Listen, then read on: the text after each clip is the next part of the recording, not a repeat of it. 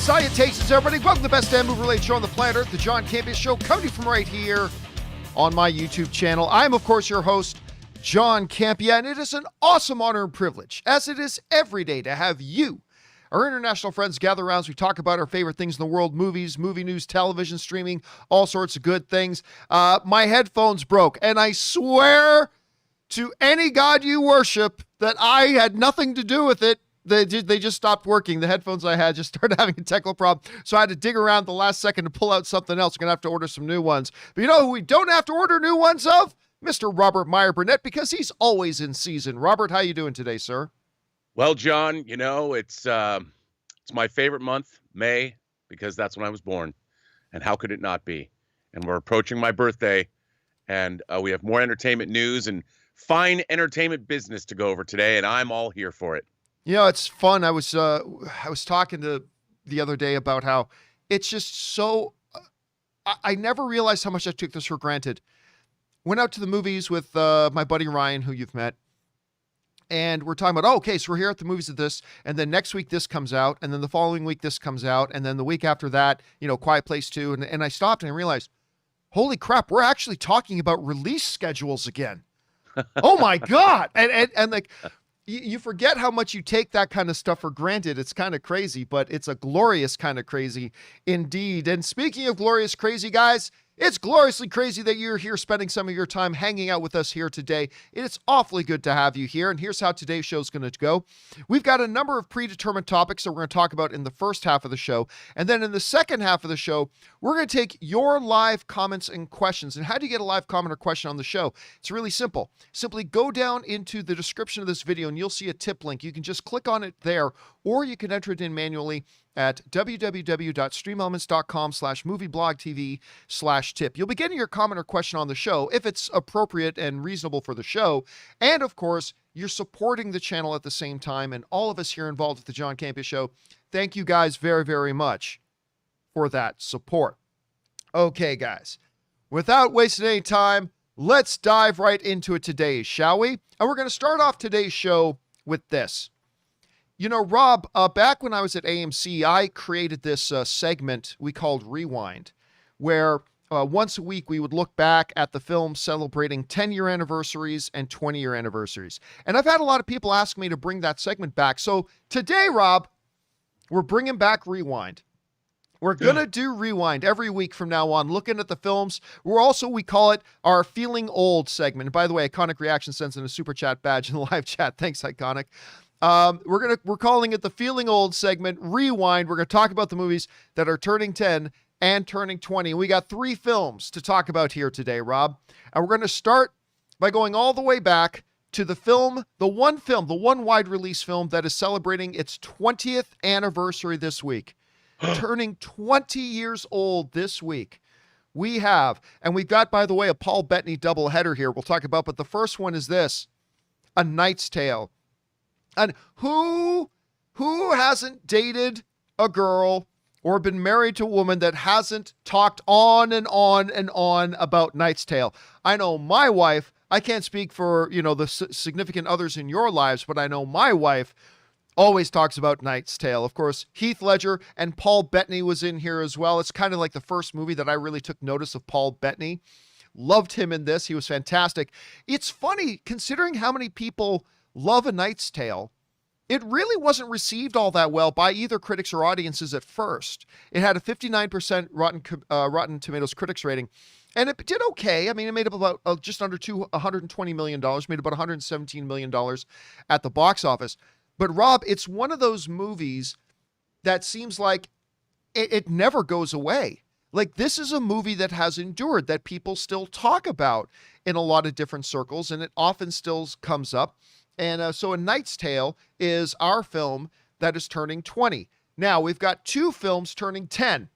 And I said we had a little bit of a Paul Bettany double feature because not only does Paul Bettany have a movie turning 20 with A Knight's Tale, he's also got a movie turning 10 years old.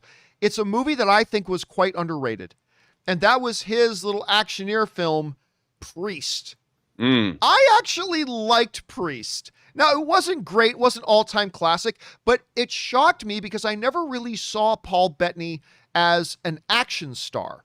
You know, I really never saw him as a full-blown action star until I saw Priest, and I'm like, dude, this dude can do action. Was not well received, had about 15% critic rating. Didn't do great at the box office, only made about $78 million at the box office. It ended up losing money. But I think you also had Carl Urban, I believe, was in this as well. I think he was the villain in this movie. Maggie Q was in this. I actually sat, Rob, a little bit of trivia, not really trivia, interesting point. When I went and watched Priest for the first time at Comic-Con, there was a special press screening at Comic-Con. I sat right beside Maggie Q, and I got to chat with her a little bit before the movie and a little bit after. Yeah, I'm not going to lie. That was a good day. Mark that one down as a good day. That was a good day for me. So we've got Priest celebrating his 10th era. And by the way, it was in 3D, and it was in post 3D. You know how there's 3D that you shoot a movie in 3D, Yes. and then there's post-production 3D, and post-production 3D is always very maligned. They spent like a year working on the post 3D. It is one of the best 3D uses in a movie I've ever seen. I'd put it in a top 5 best exhibitions of 3D that I ever saw. And it was post-production 3D, but they spent like a full year on it. So that was pretty interesting. All right. So we got turning 20 is A Knight's Tale. Turning 10 is Priest. But there's another film, and probably most significantly, a film that I would consider, Rob, but honestly, no facetiousness here, I would consider a top 20 comedy film of all time. And that is turning 10 years old this week, is Bridesmaids. I remember going to see Bridesmaids, 90% Rotten Tomato, made $288 million worldwide on a $30 million budget. On a $30 million budget. I remember going into this, I only went because, you know, my girlfriend wanted to see it. And so we went to go see it, and I just laughed my ass off. Laughed my ass off. That whole effing movie. I mean, from start to finish, I could not stop smiling. I was either smiling like an idiot or laughing the whole way through. And so, yeah, so there you have it, guys. We've got A Knight's Tale, we've got Priest, and we've got Bridesmaids celebrating its 20th anniversary, and 2 celebrating their 10-year anniversaries.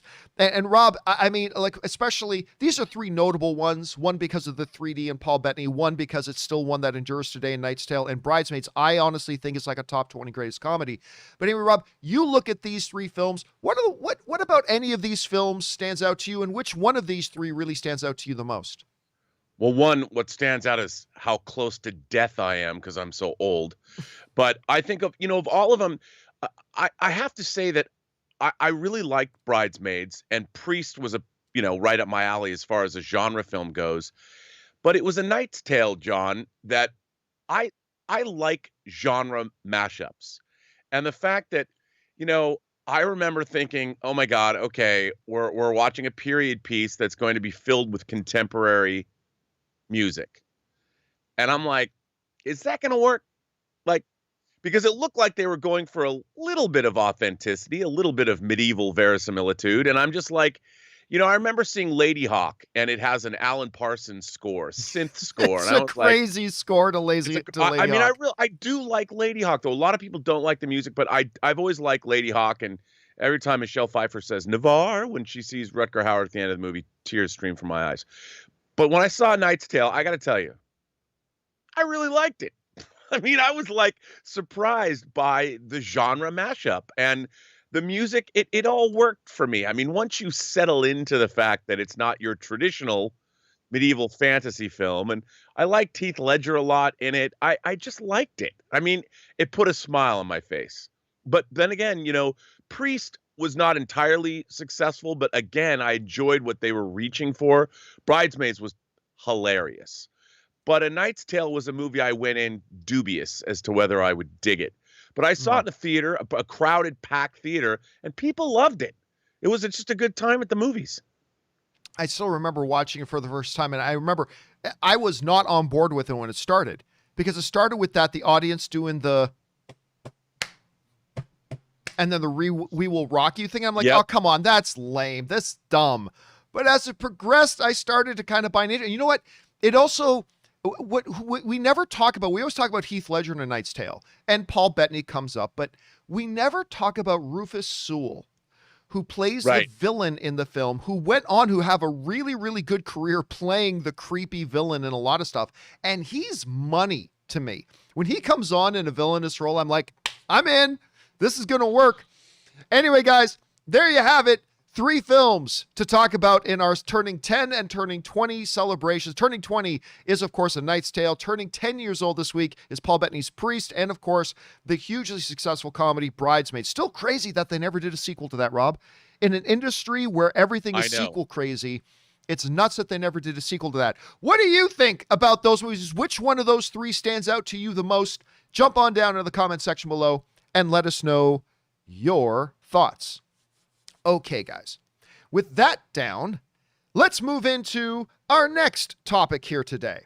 And our next topic today, our second topic today, gets submitted to us by Sam Sprill, who writes, "Greetings, John and Rob. It has been reported that Ms. Marvel series has completed production in Thailand. So, do you think we could get this series before the end of this year? What are your thoughts?" All right, thanks a lot for sending that in, man. And yeah, of course, Marvel on Disney Plus has burst out of the gate, Rob. It has just come out with such force and such fury with the hugely successful WandaVision, followed up by another huge success with Falcon the Winter Soldier. We're all looking forward to Loki. But Rob, one of the ones that they announced at D23, several caught me by surprise. Moon Knight caught me by surprise. She-Hulk caught me by surprise. But Ms. Marvel also really caught me by surprise. But I was, my wife was thrilled. My wife has been reading Ms. Marvel since it first came out in 2016. So she was super thrilled about it. But Ms. Marvel is coming. And they're further ahead than I thought, Rob. They've actually now wrapped production. They've finished. And they finished up in Thailand. Now, apparently episodes 4 and 5, there are going to be 6 episodes to Ms. Marvel. Episodes 4 and 5 both take place in Thailand. And so they did all their U.S. shooting first, and then they moved it over to Thailand to finish up. This comes to us from the folks over at Variety, who writes, "The Thai shoot, under the direction of 2-time Oscar winner Obaid Chinoy, spanned episodes 4 and 5 in their entirety.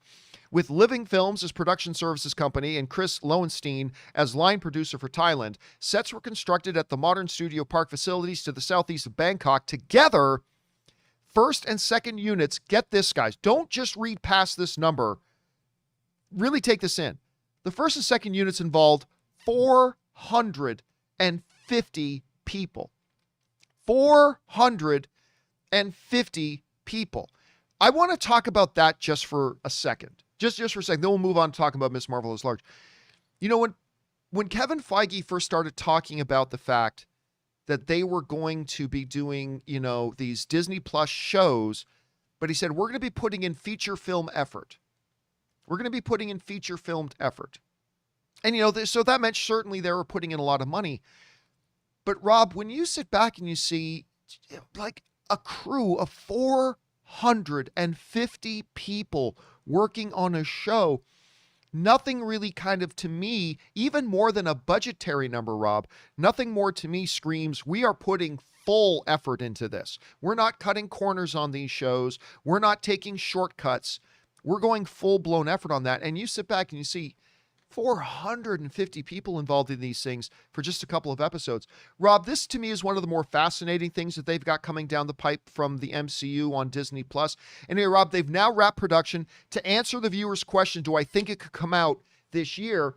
Well, the answer to that is absolutely yes. They've already announced some time ago that it's going to come out this year. They've already confirmed that we've got Loki. Well, obviously we've had WandaVision and Falcon and the Winter Soldier come out, but this year still coming out is Loki, is Ms. Marvel, and is Hawkeye, and of course the animated series What If, which I'm hearing whispers they might move What If to 2022, but as of right now, the official word is that's still coming out. So yes, to answer that part of the question, yes indeed, Ms. Marvel is coming out this year.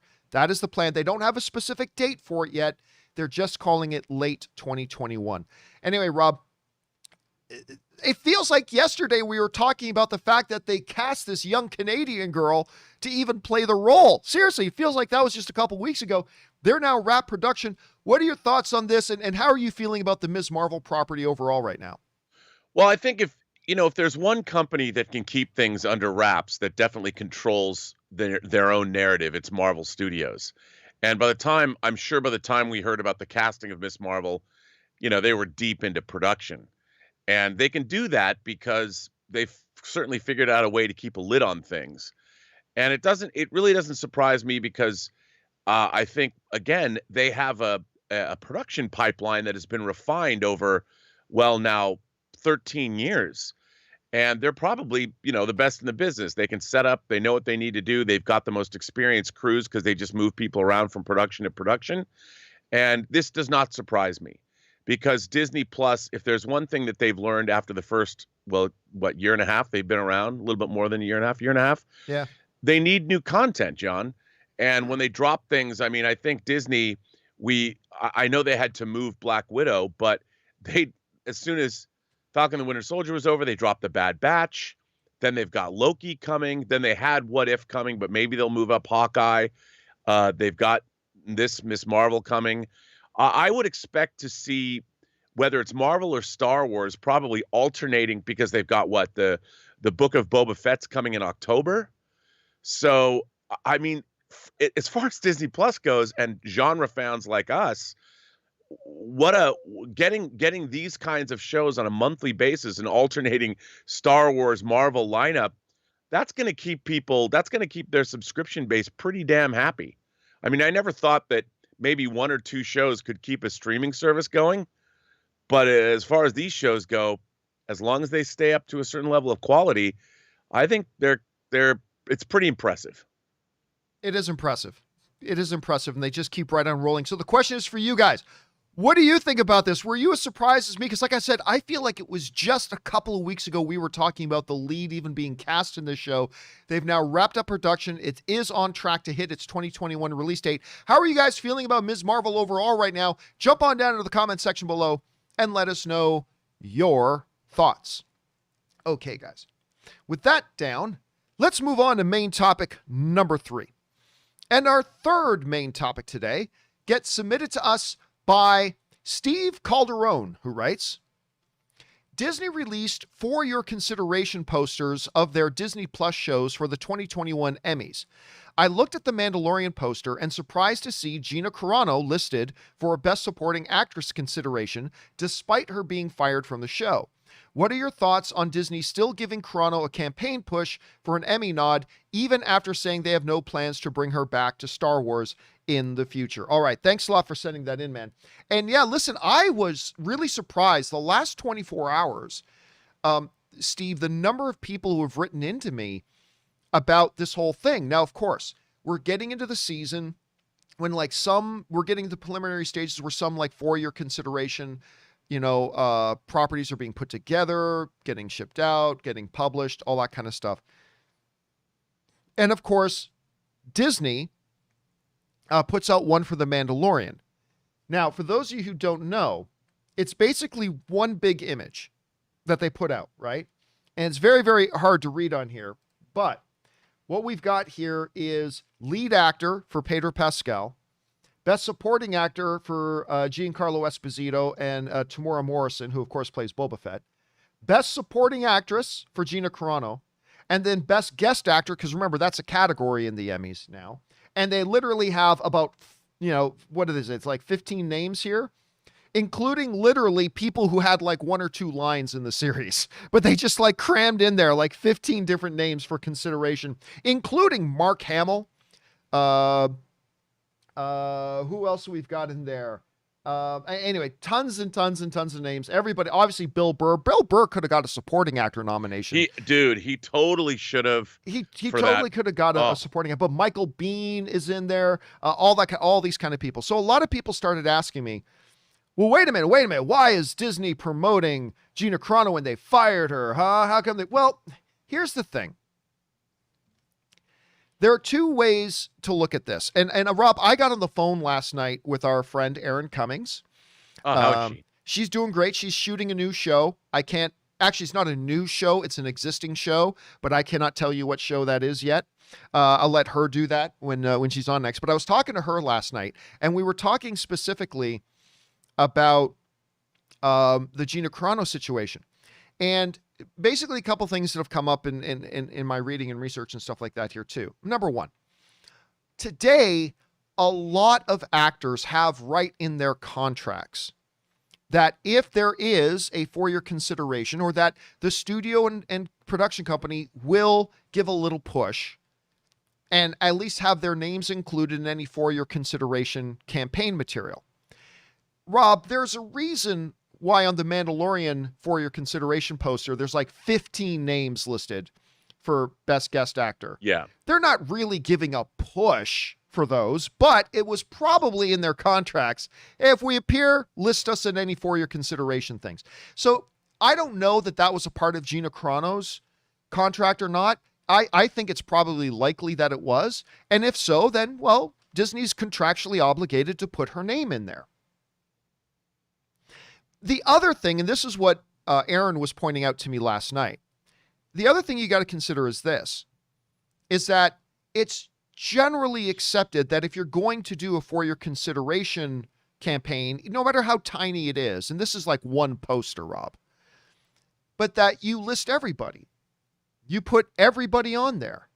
I know when I get my screening Blu-rays for certain movies, you know, they'll come in a case that has the fullest 4-year consideration, and they'll put like everybody, not just the actors, like everybody from craft services to cinematography to everything, even though they don't really believe they're going to get any chance at anything, but they put everything in there. Here's the thing. While having Gina Carano's name, Rob, pop up on the 4-year consideration poster has got some people talking, oh, wow, they put her on there. Can you imagine the headlines and the talk if they excluded Gina Carano off that list? Like, if you think there are a lot of people talking about this right now because they included her on the list, okay, that's nice. If they didn't, if they had, what I always mispronounce John Leguizamo's last name, but John Leguizamo, who basically was that one guy in the makeup for one scene, and they put him on the 4-year consideration poster, but they intentionally, obviously, conspicuously omit Gina Carano off that list, then what would the narrative have been, Rob? The narrative would have been, oh, look how spiteful Disney is being. Oh, look how low Disney's being. I mean, that's what the narrative would have been. So does putting her on the list with everybody else get some people talking? Oh, look, that's interesting. Sure. But Rob, can you imagine what the dialogue would have been? Can you imagine what the headlines would have been had they put every single buddy on that list and only excluded Gina Carano? It would have been totally different. So from contractual obligations to just standard practices of making sure everybody's put on there, honestly, to me, Carano being on there is this is not a story. This is standard operating procedure. I don't know, Rob, do you read more into this? How do you see it? No, I mean, I think you nailed it when you said they would have to, if they mounted an Emmy campaign. She is one of the secondary main characters of the show, recurring. They would have to put her in for that. Otherwise, like you said, it would be very conspicuous. And with the amount of bad press it already generated, can you imagine how everyone would jump on it? I mean, you'd probably have the trades reporting it. Deadline would probably report it. Disney decides not to put up the star of their hit show that drove 100 million subscribers to the channel. It wouldn't have been a good look. Yeah, and everybody would have gone with it in a completely different direction. And by the way, Yep. Rampage Predacon sends in a super chat badge in the live chat. Thank you, Rampage. Appreciate that, man. So, yeah, I mean, it's interesting, but it's expected. Of course, Gina Carano's name appeared on there. Everybody's name appears on there, and they weren't going to exclude her. Anyway, guys, question is for you.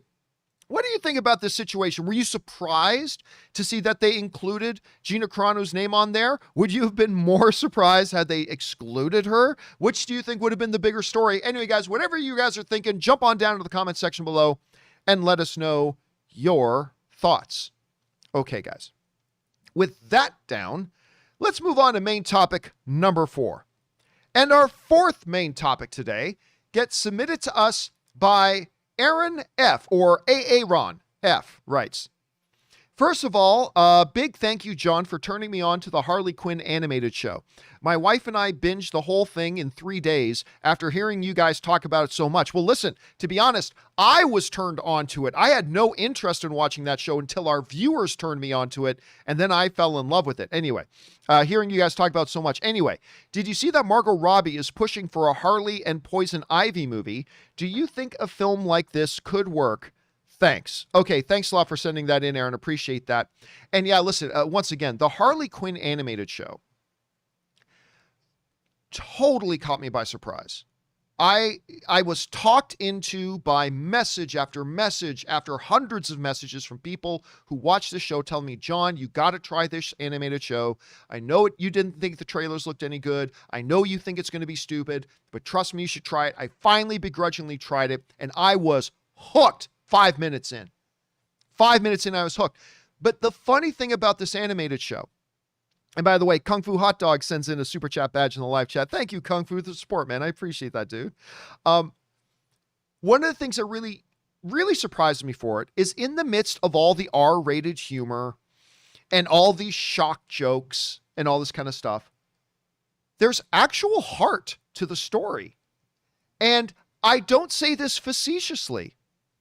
The romance story in the Harley Quinn animated show between Poison Ivy and Harley Quinn, and I do not say this ironically nor facetiously, is one of the best romance stories on television.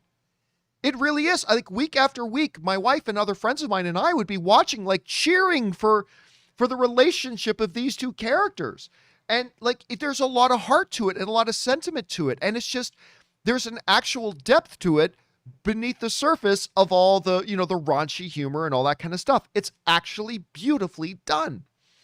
And so Margot Robbie has been asked about this and talked to about this. And apparently Margot Robbie herself is pushing. Now, I've heard about this before, but I've never seen her make public comments about it.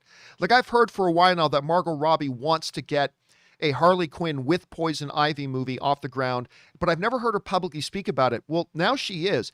And she said the following when asked about the possibility of seeing a, Harley Quinn and Poison Ivy relationship on the big screen. She said the following: trust me, I chew their ear off. She's talking about Warner Brothers. I chew their ear off about it all the time. They must be sick of hearing it, but I'm like, Poison Ivy, Poison Ivy. Come on, let's do it. I'm very keen to see a Harley Poison Ivy relationship on screen. It would be so fun. So I'll keep pestering them. Don't worry. Again, trust me, I chew their ear off about it all the time. They must be sick of hearing it, but I'm like, Poison Ivy, come on, let's do it. I'm very keen to see a Harley Poison Ivy relationship on screen. It'd be so fun. So I'll keep pestering them. Don't worry. So that comes to us from Margot Robbie. And by the way, Iconic Reaction sends in a super chat badge in the live chat. Thanks, man. Rob, I'm not going to lie to you. I want this. I think this would be great. Now, listen, I was not a fan. Let's be clear here. I was not a fan of the Birds of Prey and the Fabulous Emancipation of One Harley Quinn. I thought it was a bad movie. I didn't like it, whatever. But I still love Margot Robbie's iteration of the character. I really like her as Harley Quinn. I loved her as Harley Quinn in Suicide Squad. I liked her character in the Birds of Prey movie, and I'm looking forward to seeing her in the new Suicide Squad movie. The notion of this iteration of Margot Robbie's Harley Quinn on screen with a Poison Ivy, and Rob, the casting of Poison Ivy would have to be perfect. You've got to find somebody who would have terrific on-screen comedic and romantic chemistry with Margot Robbie along the way. So that would be absolutely, absolutely key. But I'm telling you, even though I didn't like Birds of Prey, Rob, I am all for this. I would love this. I would eat this up. I would be there. Would I feel the same way if it wasn't for the animated show? I'm not sure. I'm just being honest. I'm not sure if I would feel this excited about this notion if it wasn't for the animated show. Sure. But I have seen the animated show. And the notion of seeing Margot Robbie's Harley Quinn in an on-screen team up with a Poison Ivy, I think sounds great, and I'd be all for it. Anyway, Rob, you hear about this. What are your reactions and thoughts, and where do you think this could lead? Well, again, I mean, I wasn't a big fan, of Birds of Prey. But again, I like Margot Robbie as Harley Quinn, and we're getting more of her in Suicide Squad. And I do think that I always say, John, if the script is good and we get good characters and a great story to be told, I'm all for it. Um, there's a little bit obviously of pandering to the current age here. But as long as they have a great storyline, I'll show up. I'll pay my money. Why not? Now, do you think something like this could happen? Like, do you think this is something that Warner Brothers could look at and say, yeah, we can actually make this? Because I got to disagree with you. I don't think there's a pandering. I don't think there's a pandering here. This is a legitimate, long-running team up that we've had in media for a while. Poison Ivy, Harley Quinn. This has been in the comic books, in the animated series. This has been along there. Nobody says it's pandering to the heterosexual crowd when they have a male superhero team up with a female one. But this is it's not like they would just be creating this or that. This has been around for a while. This is a story that's been there for a bit. Sure, but I mean, obviously, we're now living through a particular point in time where this element is now used as a selling point. Which is fine, fine. I always go back to, look, if you've got a great story and you've got great characters, and I'd love to see this dynamic. I think that there's certainly something very cinematic in their relationship from a visual standpoint too, seeing them in full costume fighting together or doing what they do together. I guess out of costume too would be something that I would definitely be there for, but it has to be good. I had high hopes for Birds of Prey, and to be honest, I was disappointed, and I was disappointed because I thought that the story let the characters down. So that's where it always comes to me. I tell me a great story, give me great characters, and I'm there for it, no matter what direction you take the story in. Let me give you my pick right now. I don't like doing the X actor and X role thing, but I'm only pulling this one up because when I first started watching Harley Quinn, I didn't know who the voice cast was. And I didn't realize that the woman doing the voice of Poison Ivy in the show, why am I freezing on her name? She did the movie In a World. Remember that movie about voiceover people for trailers?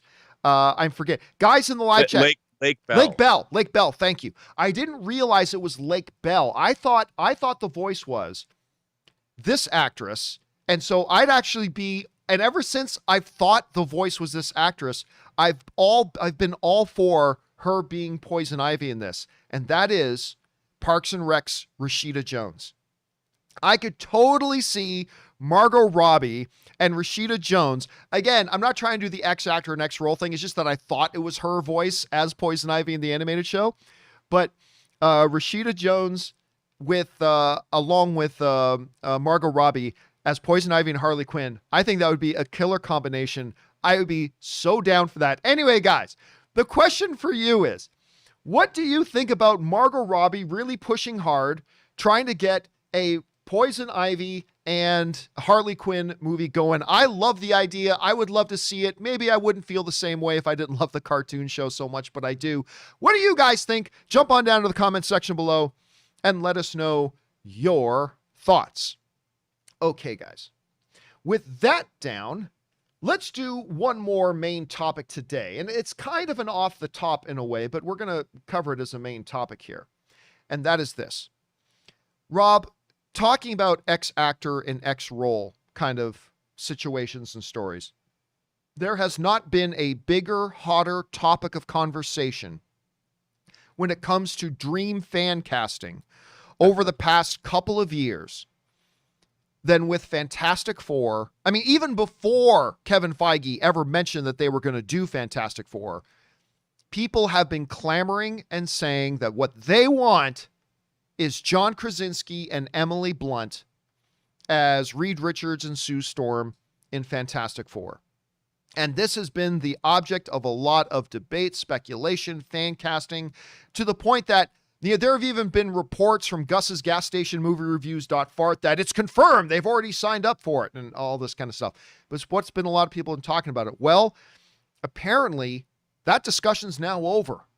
And apparently it ain't happening because Emily Blunt has just done an interview where not only does she say that, look, I'm not doing Fantastic Four. We've had no discussions about it. I received no phone call. But she went beyond that, Rob, saying two interesting things. One was that she actually doesn't even really like comic book movies. I mean, she loved Iron Man. She to this day, she talks about how she was obsessed with the first Iron Man. She was going to play Black Widow until she had a contractual scheduling conflict with doing that Gulliver's Travels with Jack Black. Remember that? Oh, yep. That was a bad movie. But she was already contractually obligated to that. The schedule conflicted with them shooting her as Black Widow. And so they went to their next choice for Black Widow, which was Scarlett Johansson. And everything worked out fine for everybody. Scarlett Johansson's a great Black Widow. But she loved Iron Man, but she says generally she doesn't even like it. But Rob, she went one step further. And she actually said that she thinks the comic book genre is kind of exhausted right now. She says there's just too many. In other words, she's saying there's an oversaturation of comic book material right now. And hold on to your hats. But she's right. She's right. The market right now is oversaturated with comic book material. We'll talk about that in just a second. Now, let's look and see specifically here what Emily Blunt had to say. In being asked about the Fantastic Four role, she said, "That is fan casting," Blunt said about Fantastic Four casting rumors while on her promotional tour for A Quiet Place Part 2. No one has received a phone call. That's just people saying, wouldn't that be great? Speaking about the superhero genre at large, Blunt added, "It's been exhausted. We are inundated. It's not only all the movies, it's the endless TV shows as well. It's not to say that I'd never want to play one. It would just have to be something so cool and like a really cool character, and then I'd be interested. But I don't know if superhero movies are for me. They're not up my alley. I don't like them. I really don't." All right. Now, first of all, a lot of insecure people are going to want to jump all over her for saying that she doesn't like comic book movies. There's nothing wrong with Emily Blunt or anybody else saying, hey, you know what? It's just not for me. It's just not up my alley. She didn't say comic book movies suck. She didn't say it. She said, you know what? They're not for me. They're not up my alley. I personally don't like them. There's nothing wrong with that. Nothing wrong with that at all. But I think a bunch of people are going to take issue with the fact that she says, listen, we have been inundated with comic book material, especially when you look at TV. And before we want to start jumping all over her for saying that, can we have the courage for a minute to dare ask the question of, is she right? Is she right? Like, can we stop all the other conversations for just a minute? And let's ask the honest question. When she says that we have now a superhero market that is oversaturated. Now, remember, Rob, oversaturation is not the same as comic book fatigue. She's not saying people are tired of comic book shows and movies. She's not saying that. She's saying we're oversaturated. One can lead to the other, but they're not one and the same. So she's not saying that there's comic book TV show and comic book movie fatigue. She's not saying that. What she's saying is that we've been oversaturated. And when she said that, and I read these comments, Rob, at first I was like, come on. I mean, no, we're not. And then I started thinking in my head, okay, well, we had this show, and we got this show, and this show, and this show, and this show, and this show, and this show, and this show, and this show, and holy shit. Emily Blunt's right. We are oversaturated. If you want to see that put into play here, let's just talk about shows from, let's not even go back to Smallville or Automan or, any of those. Manimal. Or Animal. Or Greatest American Hero. Let's just talk about the last couple of years. Just the last couple of years, okay? You tell me if Emily Blunt is right that we are oversaturated. Let's just talk about the last couple of years. We'll just go off the top of our head here. Arrow, Flash, obviously Daredevil was great. Staying in the Netflix thing, Jessica Jones, Luke Cage, Iron Fist. Remember, we're not even talking about multiple seasons. We're just talking about the shows. If we want to talk about the number of seasons, and these are all just from the last couple of years. What else here? Go back to CW. Legends of Tomorrow, Black Lightning, Supergirl, Punisher, forgot that one from the Netflix one. Going over to NBC, Agents of S.H.I.E.L.D., or ABC, I should say, Agents of S.H.I.E.L.D. Stay on the Agents, Agent Carter. Let's go, Invincible. We've been talking a lot about that recently. Go to my three favorites right now. Umbrella Academy, Doom Patrol, The Boys. What else we got here? Oh, it's just new here now. Superman and Jupiter's. Lois. Did you put down Jupiter's Legacy? No. That's Jupiter's Legacy. Even just Amazon's. I loved this show. Amazon's The Tick. I thought that was great. The Gifted, that was on Fox. I love that. Gotham, that was just on. Then, of course, WandaVision and Falcon and the Winter Soldier. Stargirl. Loki. I know Loki hasn't come out yet, but it's about to come out, so we'll include Loki on that. Sure. The other smaller stuff, Cloak and Dagger, The Runaways over on Hulu, Krypton. What are some others? I forgot the one Netflix one, The Defenders. Am I missing, guys? Am I missing any? Oh, Swamp Thing. You guys, thank you. You guys in the live chat. Did you have Titans? Did you put down Titans? I didn't. Titans. Watchmen. Somebody who said that in the live chat. Steph just said, Watchmen is one that I missed. What else? Did I put Legion? I thought I put Legion. I thought I said Legion. I guess I missed Legion. Legion is another one. Oh yeah, I was just talking about Harley Quinn. The Harley Quinn show. We won't count Lucifer, even though we totally should, but we won't count Lucifer as one of that. Harley Quinn, The Boys, Preacher.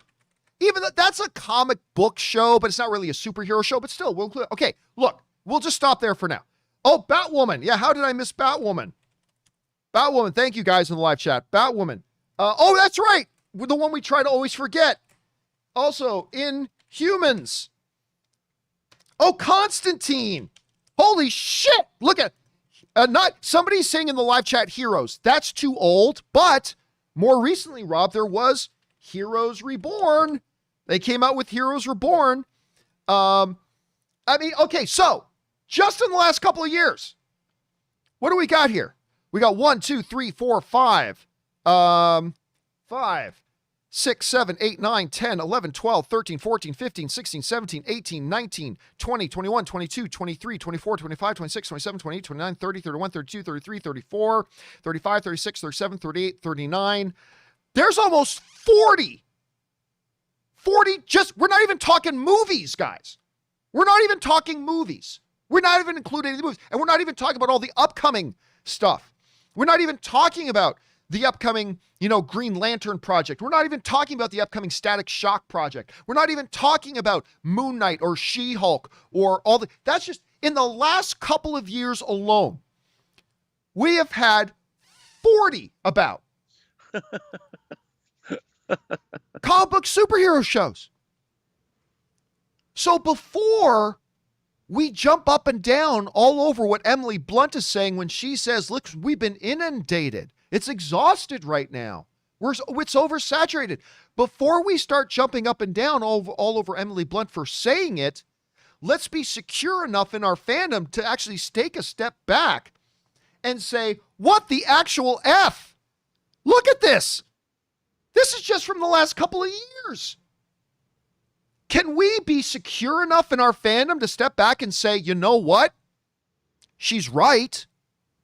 We have crossed a threshold where we are now oversaturated with this stuff. Now, Rob, again, that does not mean that comic book fatigue is now here, but you start getting dangerously close to fatigue once you hit a point of saturation. Because, Rob, I'll tell you what, one of the things in watching Jupiter's Legacy that I've never felt this before in watching a piece of comic book material, but I'm like,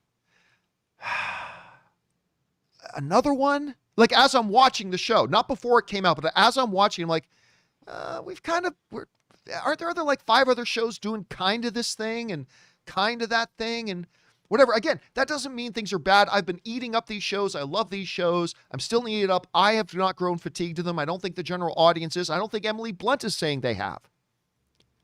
But Rob, when you look down a list like this, and I'm sure there's still more that we've missed, does she not have a point in saying, man, Hollywood has seen that this is the dominant thing and everybody is jumping on now? And is it not fair to say that maybe we've hit a point of oversaturation? I don't know, Rob, how do you interpret all this? Well, look, I think she's not wrong because there's a perception that superhero shows are one note. I think especially amongst people that don't watch them or aren't fans of them. And because, you think superheroes, you think the same thing. You don't think people that aren't necessarily familiar with comics as subject matter. They're only thinking like, well, there's Superman, there's Batman, there's Wonder Woman, there's the Avengers, Iron Man, Thor, and Tony Stark. And Captain America. And they don't understand that the comic book medium is just a storytelling device, the same way that cop shows are, or medical shows are, or lawyer shows are. Nobody ever sits there and says, wow, there's just too many procedurals on. Dick Wolf's made too many of the same kinds of shows. No, they work because they're a framework with which to put whatever story you want into that framework. And the great thing about superhero shows is they're fantasy, they're horror, they're science fiction. They cross over those imaginative genres. And if you're not somebody who's savvy about those things, it's easy to point fingers and go, enough superhero movies. But really, again, superheroes are a storytelling medium for any kind of a story you want to tell. And I think the list you just put together shows that that's true. Swamp Thing is a very different show from The Titans, which is a very different show from The Boys. So The Boys, which is a satire, a political satire. So I think that it's easy to say that. And I think actors, especially, they might wonder, well, what do I have to offer this genre? What can we possibly do that hasn't been done before? And I think that's a legitimate concern. And I think, you and I have talked a lot over the years, Rob, about the key to the longevity moving forward from where we are now with the superhero genre is they got to keep pushing as far as genre blending. They have to go into new territory. And so when The Boys came out, it was very fresh and very different.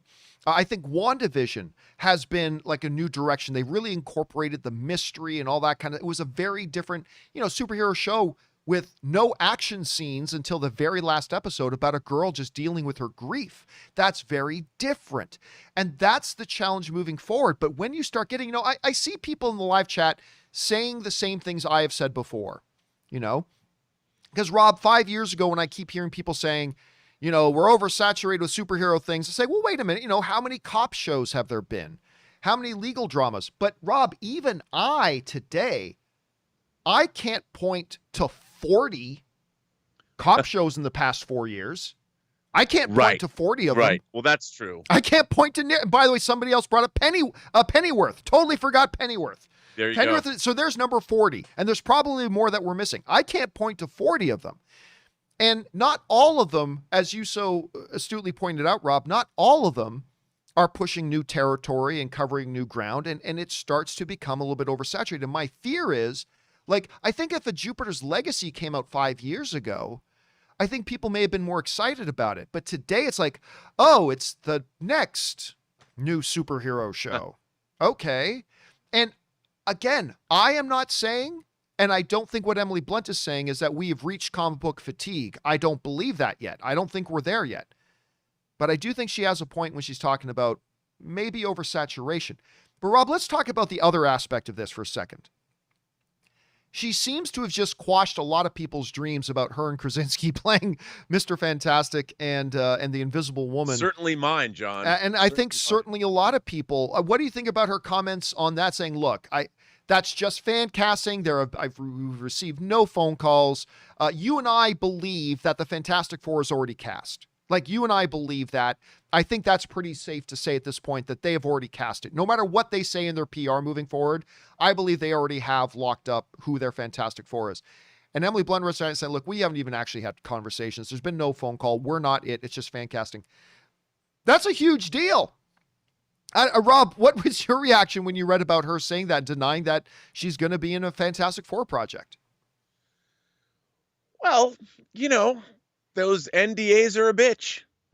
I just don't, I don't believe when it comes to genre material now, because the very conversation that we're having now, John, proves that you can't let any whiff of something like this drop. You've got to deny until it's either confirmed or it's completely, until there's new casting. So I don't necessarily think she's telling the truth, but I have no reason to believe she's lying either. So again, until it's reported in the trades, either Deadline, Variety, or the Hollywood Reporter, I don't believe anything. All right, so let's play a little game of over-under here for you. So Emily Blunt is denying that she's going to be in it, while also throwing in there superhero stuff isn't just for me. I don't like it. We're over inundated, blah, blah, blah. So if she's putting on an act to cover up that she's in it, she's going the whole 9 yards on this. But let's say 17%, over or under 17% that we see Emily Blunt as Sue Storm. I'm going to take under 17%. Rob, what about you? You know what? Just because I want to believe the way Fox Mulder did, I'll take over. You're going to take the over. Now, yeah. 24 hours ago, I would have taken over 58%. I would have taken over that. Now I'm going under 17. You're taking over 17. Question is for you guys. There's a lot to unpack there with the whole Emily Blunt thing, talking about, you know, being over inundated with superhero television programs, her denial of being in Fantastic Four for Marvel. A lot of stuff to unpack here. You guys probably have a lot of different thoughts. What are you guys thinking about it? Jump on down to the comment section below and leave us your thoughts. Okay, guys. With all that down and out of the way, let's now move on and start taking your live questions. And how do you get a live question here on the show? Well, once again, simply go into the description of the video and you'll see a tip link. You can just click on it there, or you could enter it in manually at streamelements.com/movieblogtv/tip. You'll be getting your comment or question on the show if it's appropriate for the show. And of course, by using the tip link, you are supporting this channel as well. And all of us involved here at the show, thank you guys so much for that support. Okay, Rob, let's jump on over here and start taking this here. BK Dan writes, John, Rob, this is for Rob's birthday Saturday, turns Taurus. Mine is Tuesday, next week, also Taurus.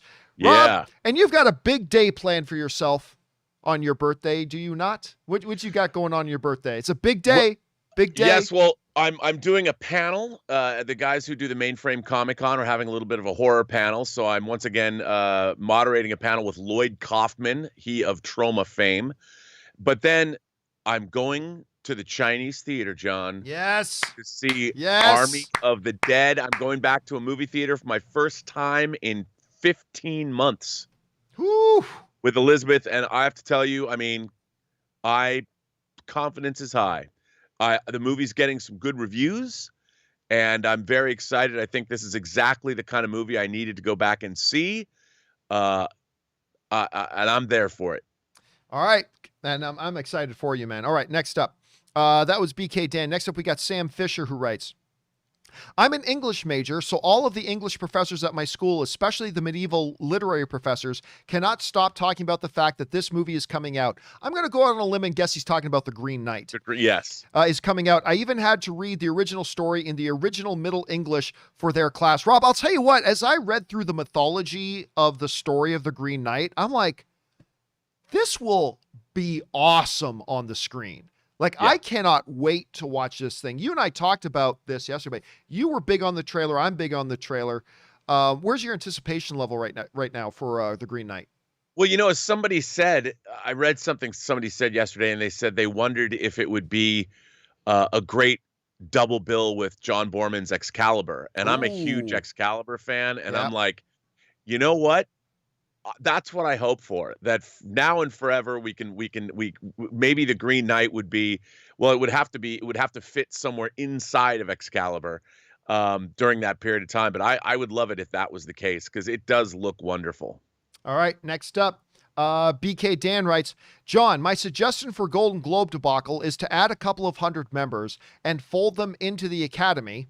What would be the point of adding more members if you're just going to fold them into the Academy? And why the Academy wouldn't accept them? None of them qualify to be in the Academy, so they probably wouldn't be able to do that.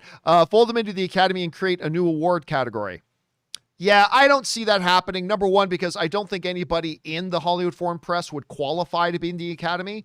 So I think really the better answer is just to do away with the Golden Globes. But I'm not saying they will.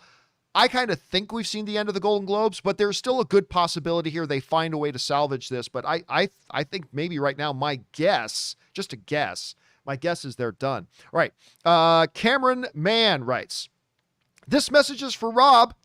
Hey, Rob, I know you are a big reader. I was wondering if you have read the Wheel of Time series and what your thoughts were on it. Also, are you excited about the adaptation coming to Amazon Prime? Okay. There's a guy that watches my YouTube channel named Stubble McShave from Sweden. And for the 2.5 years I've been doing my own YouTube channel, he's been talking about the Wheel of Time. He sent me a hardcover copy of the Wheel of Time, the first Wheel of Time book, which I haven't read yet. Wow. But to be fair, I just got the book recently. I have not read the Wheel of Time. However, everything that I've heard from him and read about, it seems like the Wheel of Time, which, by the way, John, is an epic series that has a very devoted fan base. The TV show is in production now. It has been for, I guess, the last year. It sounds like it's going to be pretty epic. It sounds like the production team and everybody that's working on it, they're by the way, they're keeping an outreach to the fan base because they know how important the fan base is. I have to say, as a fan of genre programming like this, if it's as good as the book series, if it's as good as Stubble McShave is saying, I'm excited. I think we should all be excited, but I promise, before the show comes out, I'm going to read the first book. All right. Let's move on here. Next up comes us from Alan, who writes, hi, John. I have seen rumors lately that Dave Bautista might be leaving the Drax role after Guardians of the Galaxy 3, with him commenting recently that Marvel botched the Destroyer part of his character and him signing on to Knives Out sequel. Do you think Drax will die in Guardians of the Galaxy 3? Well, I mean, there's a couple points to that. Number one, him signing on to be in Knives Out has nothing to do with Guardians of the Galaxy, right? Tom Cruise has 4 movies coming out. Dwayne The Rock Johnson has 8 movies coming out. Signing up for one movie does not mean anything about your fate in another movie series. To a degree, he's right. I mean, Drax, in the comic books, Drax the Destroyer is genetically built to kill Thanos. And they hint at that power a little bit in the first Guardians of the Galaxy. But something that Dave Bautista mentioned, and he's right, is that the humor of Drax worked so well that they really just decided to lean into the humor part of Drax. And listen, who doesn't laugh hysterically when Infinity War is on and Drax is sitting there eating peanuts saying, I can stand so still that I become invisible. Who doesn't laugh their ass off? Of course they do. But he is kind of right. They have kind of ignored that other half of Drax, right? That said, I love Dave Bautista. I talk about Dave Bautista on the show all the time. He was the first celebrity to step up and agree to be on our 24-hour marathon when we were helping out the Philippines. He has always been so gracious to me with his time. He's one of the most humble guys in the business. But my one criticism about Dave is that he talkies too much. When asked about, I can't remember what the movie was. I think it was Fast and the Furious, that there may have been a time that he could have been Fast and Furious, and he says, I prefer to be in real movies and things like that. It's like, Dave, that's not a smart thing to say. And there have been times that Dave, and by the way, Daniel Luna sends in a super chat badge in the live chat. Thank you, Daniel. Appreciate that, man. There have been many times when Dave just says things that you got to develop. As your career goes, you have to develop that filter between your brain and your mouth. And there's no reason, because here's the problem, Rob. If you keep bad talking other peers and people who work in your industry, you're going to run, if you keep scorching earth, you're going to run out of earth to run to. If you keep burning bridges, you're going to run out of bridges to cross. And what my fear for Dave Bautista is, if he just keeps talking like this, that not only will he not be able to work with those people again, but other people who might consider working with Dave might go, at some point, he might start shit-talking us in the press to people if we work with him. And I'm not saying this was going to happen. I just say I worry about him a little bit that way. Because when you look at pros like Tom Cruise, Leonardo DiCaprio, Denzel Washington, you look at these guys, do you ever hear them coming out and shit-talking the productions and the people that they've worked with before? No. And I just worry about him a little bit on that. That being said, he's got a little bit of a point, but I think his contract is up. So I don't expect to see him coming out of, I think Guardians of the Galaxy 3 will be his last film. I think his contract is up, but I don't think it has anything to do with Knives Out 2. Rob, what's your quick take on this?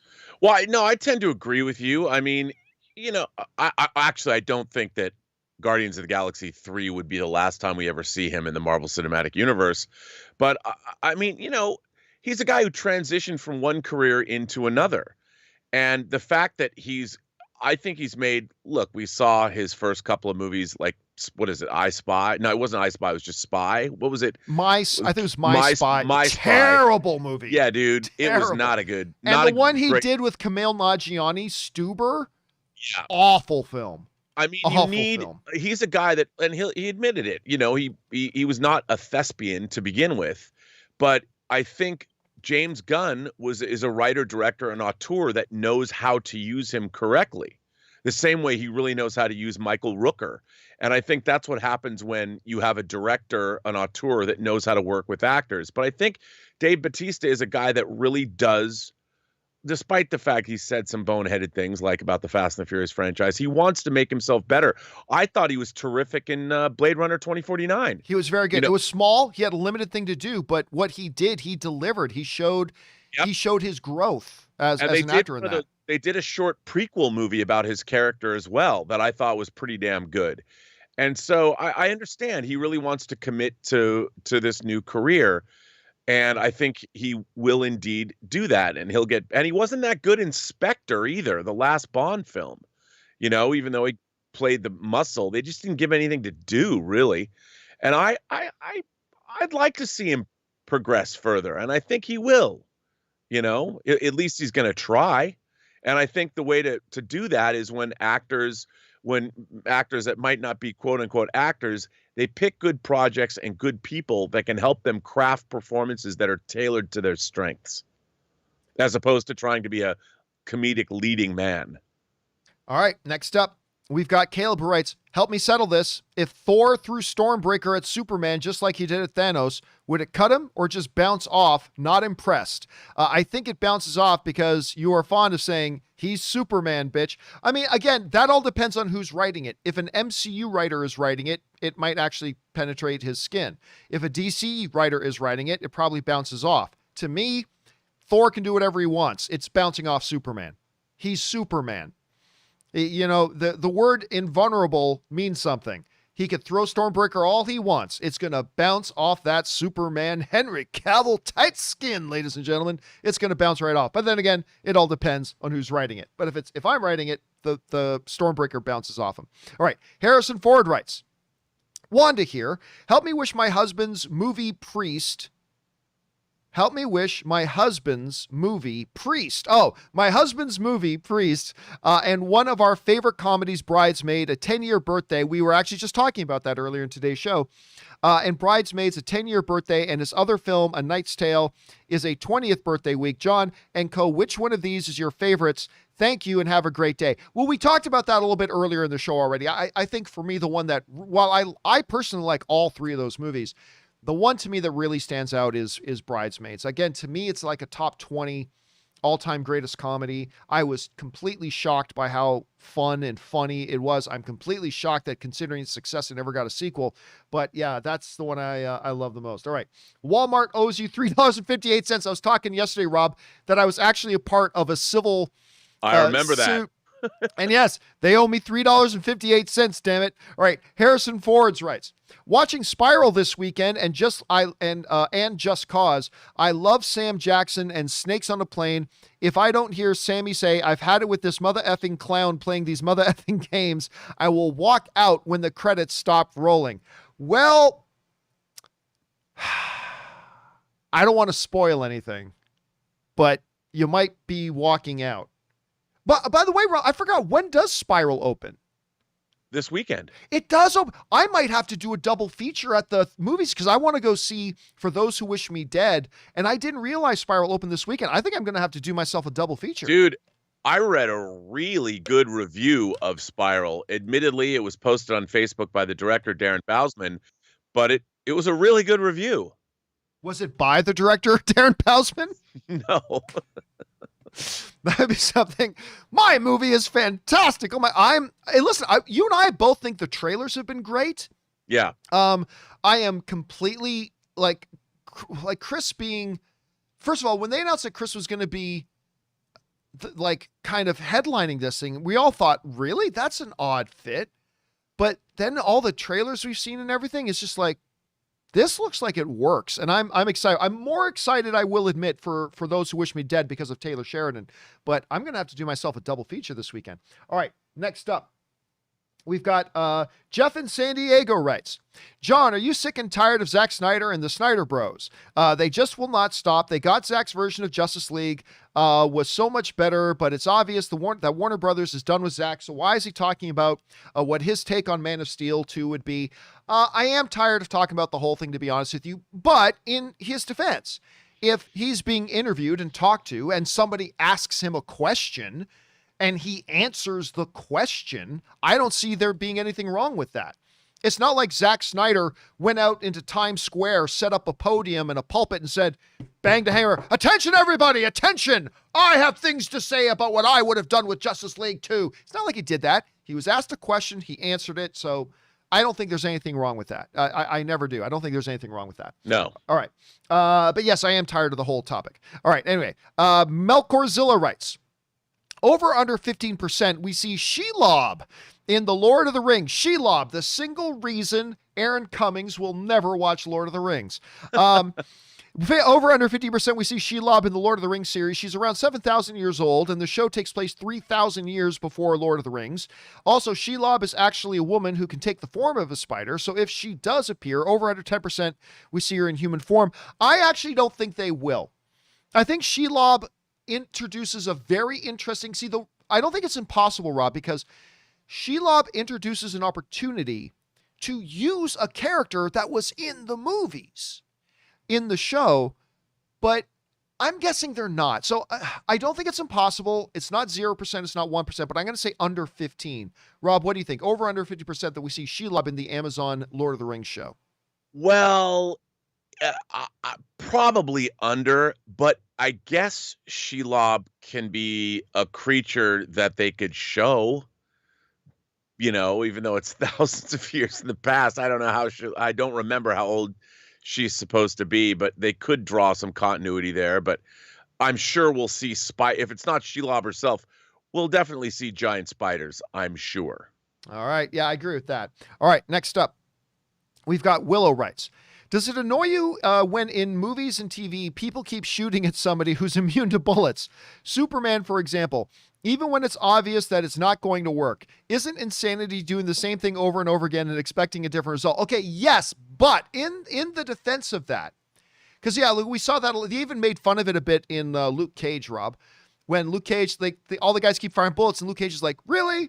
But like, if you're being attacked by, like, say, a dude who is like twice your size and twice your power, and your punches and kicks do nothing, your instinct is still to fight. And you're going to keep throwing punches. And you're going to keep doing that, even though it's become painfully obvious that they're not doing anything. But that's what you would do. If you had a gun and this thing is coming at you, you're going to keep pulling the trigger. You just will.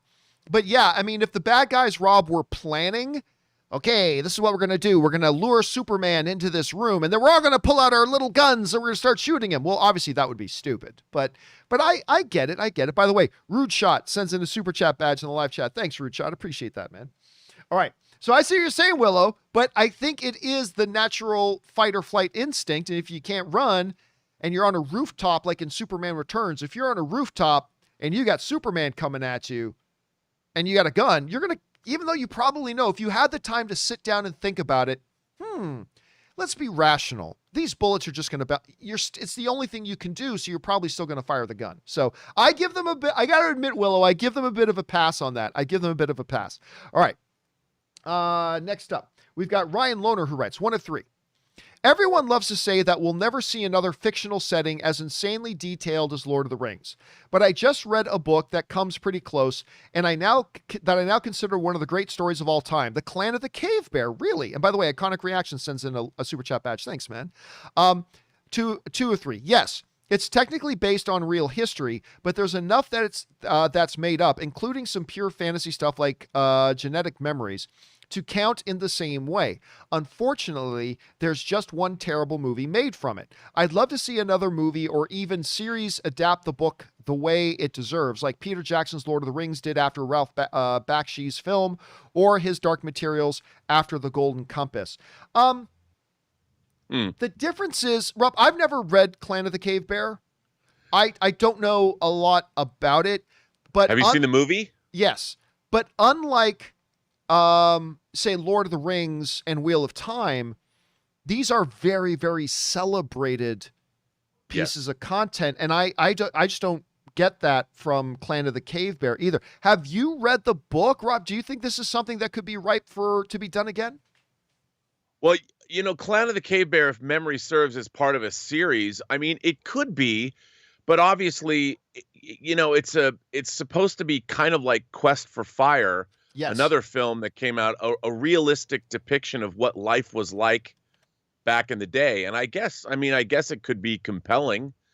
I could see it only because with everyone's fondness for readapting IPs that already exist in the ether out there.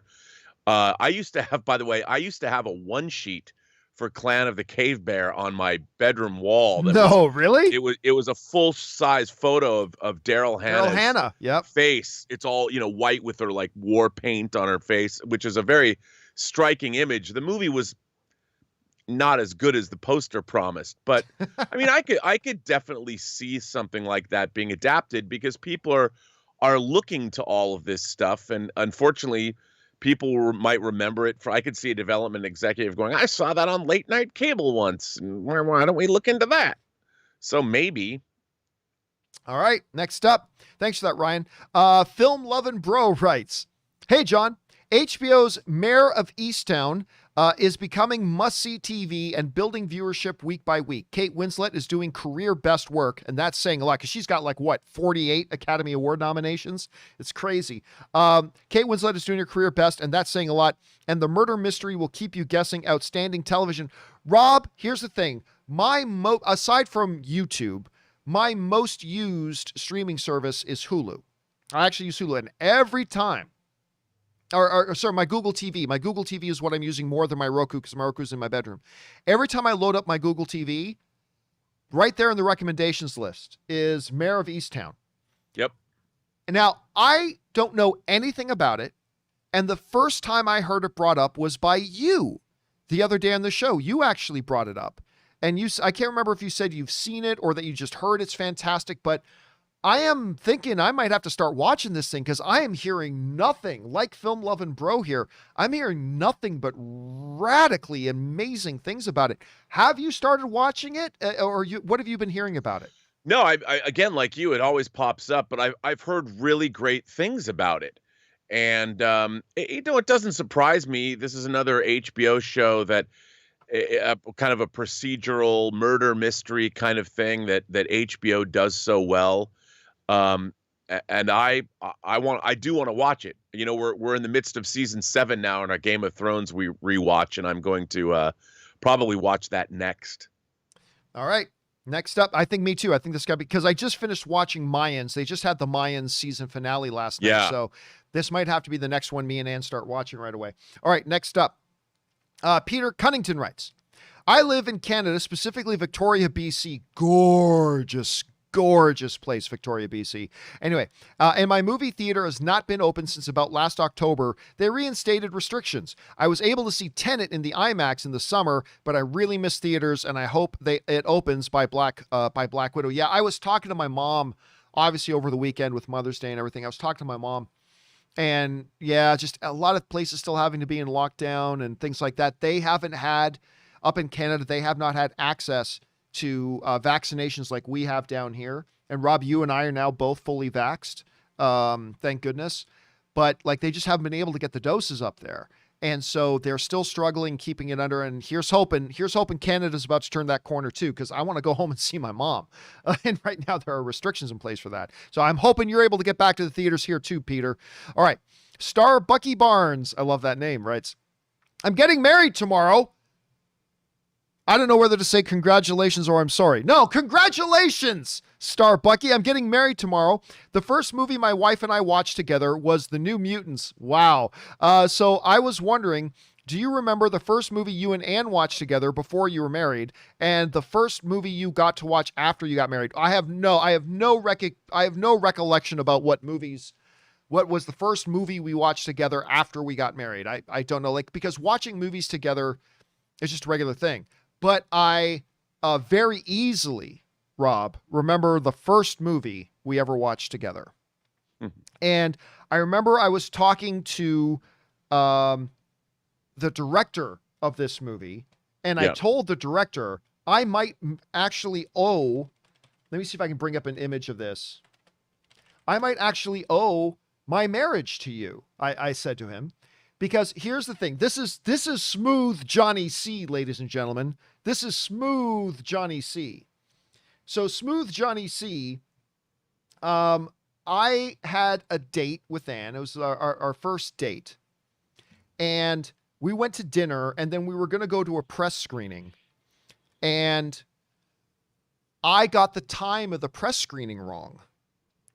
And at this time, I was living in my first apartment in LA, and it was right in Hollywood.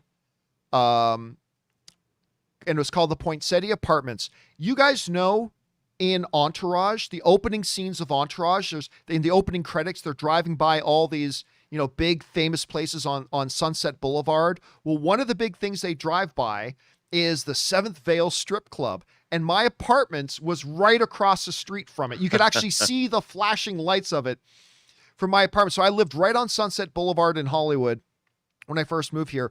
And so Ann and I, on our first date, we were having dinner at this place that was close to my house. And I realized we were too late to go see the press screening we were going to. So I, smooth Johnny C, ladies and gentlemen, said, well, my place is like a block and a half over. And the studio just sent me this DVD of this little horror movie called 30 Days of Night. And you want to come over to watch? It was an early version of Netflix and chill. I said, you want to come by my place and watch 30 Days and Nights? Because Rob, I'm thinking, ooh, scary movie. She might want to jump into my lap or something. This is the way idiot Campea with sinking. So Smooth Johnny C said, come on over and watch 30 Days a Night. And that was the first movie Ann and I ever watched together. And we had a great time watching it. We hoot and holler and like, it was like a crazy fun night. And so I actually spoke to the director a couple of years later, and I said, I mean, because who knows, Rob, where would I even be married today if we watched some crappy movie and it sucked?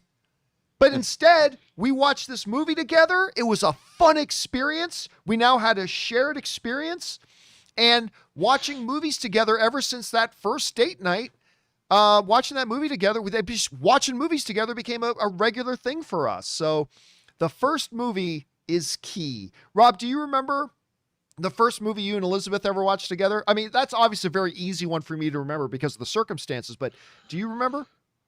I don't, because I remember our first date, which was actually a Comic-Con party a Jeff Gund Comic-Con party at the Sofitel Hotel. And, I was kind of nervous about taking her to a party where people were going to be dressed up and doing cosplay and all that. So it wasn't a movie. And then she went to France for a month. So I didn't see her again. I'd have to figure it out.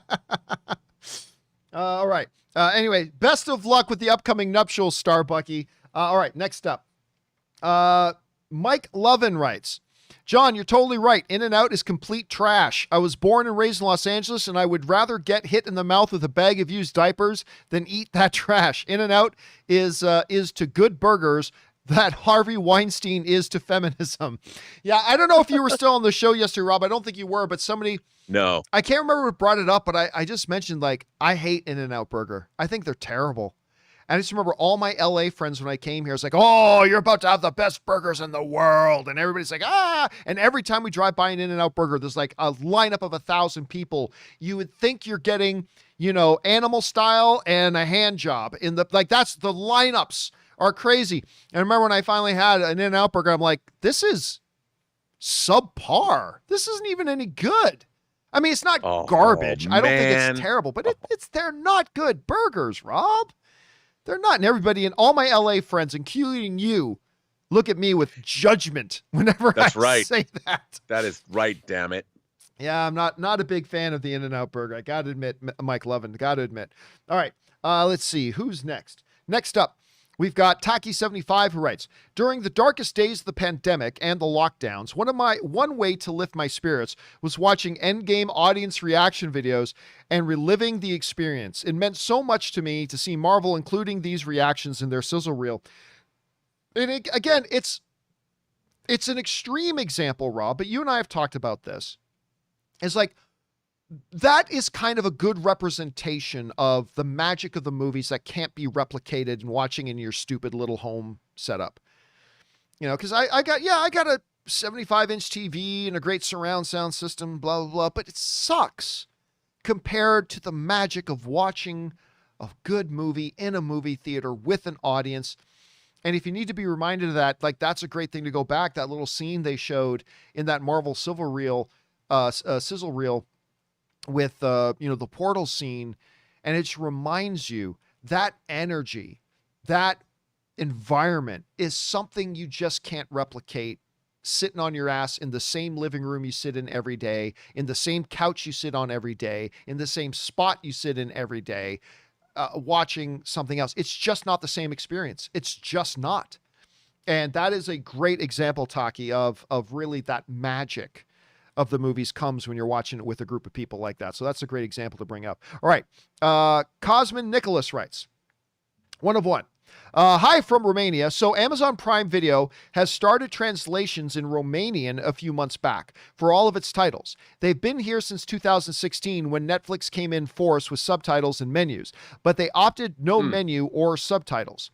Guess the rollout of Disney Plus and HBO Max later this year emboldened them to invest in Eastern Europe. I watched The Boys and Invincible on Prime with subtitles and love them. And Rob, I think that's something I definitely take for granted quite a bit, is the fact that this great popular stories and mediums that we get to watch, we always get to watch in our native language. And we whine and complain when there's subtitles. Yeah, I don't want to read the thing. But we forget that a lot of our film-loving brothers and sisters around the world, they're watching the English stuff, so they either hear dubbed or subtitled. And I forget that there are still, with all the language options for subtitles, there are still a lot of places that don't have an option for them. And so this is really, really great to hear. I think it's fantastic. Why do you think it takes so long, Rob, to get, on services like Amazon, whatever, for different places around the world, to get those subtitles in the local languages? Well, okay. Here's the thing. When you deliver something to Amazon as a filmmaker or to Netflix, you might be in charge yourself of doing that. And it's a lot of work. I mean, I think Netflix demands something delivered in 12 different languages, whether it's also, you can even see, John, at the end of a Netflix show, usually if you stay through the credits, it gives credits to actors that dub the voices and people that have subtitled it in many different languages. That's an incredible amount of work. And they have to decide, okay, well, what are the main languages that we have to concentrate on, like French, German, Spanish, Japanese, Korean, Chinese, or Mandarin or Cantonese or something. And Romania is, no offense to our Romanian viewers, but is a second tier language at best. So it's probably taken a while, but eventually, as Netflix or Amazon, they have larger penetrations into these countries. The countries are going to demand, well, come on, man, please subtitle our material. And I think eventually they'll get around to it. They'll look at like, okay, in Romania, what are our top programs? And they'll slowly get everybody, all those. I mean, I don't know if they're going to get every dialect and subtongue or whatever from the planet Earth, but they're going to eventually get to a lot of people's, I think, all right. languages. Next up, and there was a 3 of 3. Cosmin also writes, and now I'm watching House and 2.5 Men, and the list keeps on getting bigger. That is awesome that all this content now is starting to open up to you, man. So I'm glad you've got that, Cosmin. Thanks for sharing that, man. All right. Chris Hobgood writes, well, John, ever since I cut out sugary drinks from my diet about 2 months ago, I finally bought into Zevia. And it's awesome. Always. Anyways, my question is, when do you think it will be the Friends reunion? Will it ever happen? There have been talks about it forever. Thanks. Yeah, I mean, a true Friends reunion, because remember, they either did or they're doing that little reunion where it's just getting the cast together on a stage to talk about stuff, but an actual reunion. Rob, listen, I still think it's going to happen. I think there will be a Friends mini-series, a Friends 5-part limited series revisiting these characters, because let's be honest. Let's be honest. What's David Schwimmer doing today? What's Courtney Cox doing sitting today? On a beach collecting 20%. Collecting big royalty checks every month for doing nothing. What's Matt Perry doing today? I mean, what's Joey doing? I can't even remember what the actor who played Joey's name is. I'm forgetting his name. I mean, he has had success post-show. Like he did, what was that show he had on HBO where he plays an actor? And I forget the name of it. But oh, yeah. He's had some success afterwards. But, I mean, what's he doing right now? I think, I think if nothing else, they'll all just go, hey, we should do something like this. And, somebody in the live chat is saying, I think Yellow's saying, Courtney Cox said they already shot the Friends reunion thing. Yeah, but I think that's just like the getting the actors all together on stage and talking about things. I don't think it's an actual, Friends. I think they will do it. Oh, DFW saying the name of that show that the guy who played Joey was in, it was called Episodes. And he's a Top Gear host now too. So he's got a little stuff going on, but I think with that all in the case, yeah, Jennifer Aniston's got what's the show called again on Apple TV Plus? Morning Show. She's got a morning show going, which is great. But honestly, I think, listen, say what you will about Friends. I am telling you right now, if they did a Friends 5-episode limited series, it will be the biggest thing on television that year. I'm just telling you. I'm not saying I'll watch it necessarily, although I probably would, but I'm telling you, it would be the biggest thing on television. If they did an Office 5-episode special return, if they did a Seinfeld 5-episode return, if they did Friends, any of those things would become the biggest thing on television in their respective years. And I really do believe that. I don't know, Rob, do you expect that we'll see something like that at some point? Yes, because of how much money is probably involved in putting something like that together. And I mean, look, I was certainly not an avid follower of that show, but the rest of the world was. And with all of the different revivals that we've been getting, I would think between like this and Seinfeld, they would be the biggest of all time. So why not?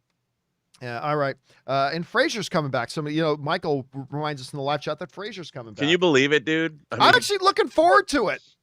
I love those characters. I love Frasier and Niles, and obviously the guy who played their dad passed away, unfortunately. But yeah, I mean, I really love those characters. I'm looking forward to seeing that show. I love the Frasier Crane character. I really do. All right. Next up, he who questions training must. What is the line again from the Sphinx? He says, "He who questions training only trains to ask questions or something. I can't remember what the actual line was. Anyway, he who questions training writes, seeing that when cinemas open in the UK, they will be showing Raiders for their 40th anniversary. Last year also got to see Dark Knight, Empire Strikes Back, and the Lord of the Rings trilogy in cinema. What's one film you would love to see on the big screen again or for the first time? Whew, that's a good question. A movie I've never seen on the big screen. I mean, obviously, there's a lot of great films before my time that I never had a chance to see on the big screen. I finally had a chance to see Lawrence of Arabia on the big screen. That I know. Spartacus, the Kirk Douglas Spartacus. Yeah, I've never had the chance to watch the Kirk Douglas Spartacus on the big screen. That's to me one of the best movies ever made. And so I would say Spartacus. The Charlton Heston Ben-Hur. I almost said the original Ben-Hur. Side note, the Charlton Heston's Ben-Hur is not the original Ben-Hur, but right. Charlton Heston's Ben-Hur, that's also one I don't think I've ever seen on the big screen. But I had to pick one, I would probably say Kirk Douglas's Spartacus. What about you, Rob? Do you've got one that you've never seen in a movie theater that you would love to see on the big screen? Yes, I was lucky growing up in Seattle. They would have a 70 millimeter film festival every year at our Cinerama Theater. And I got to see things like Lawrence of Arabia and Ben-Hur and Spartacus and West Side Story and things like that in 70 millimeter on the big screen. But, I always wanted to see Patton with George C. Scott, because that opening scene where he walks out and he's in front of the gigantic American flag and it's this widescreen. I love Patton, and I would love to see that on the big screen in 70 millimeter. That was the first thing that jumped into my mind. All right, next up, we've got Alan who writes, "Hey, John, I saw an article that said Regina King, I love her, will direct and produce an adaptation of the comic series Bitter Root. I did read about this. Have you heard of this series, and what do you think? Also, damn it, John, you got me hooked on Xevious. Sponsor him, you cheap sons of bitches." That's right, Xevious, sponsor me, you idiots.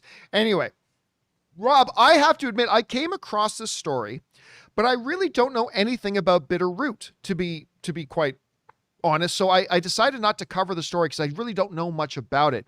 But did you hear about Regina King directing this? And do you know anything about Bitter Root? Because I personally don't. I knew she was directing it, but I don't know that comic. But I'm excited because I liked One Night in Miami. And I again, we're seeing, she's been around for a while and I've always loved her as an actress. And I love to see her taking on this new role as director.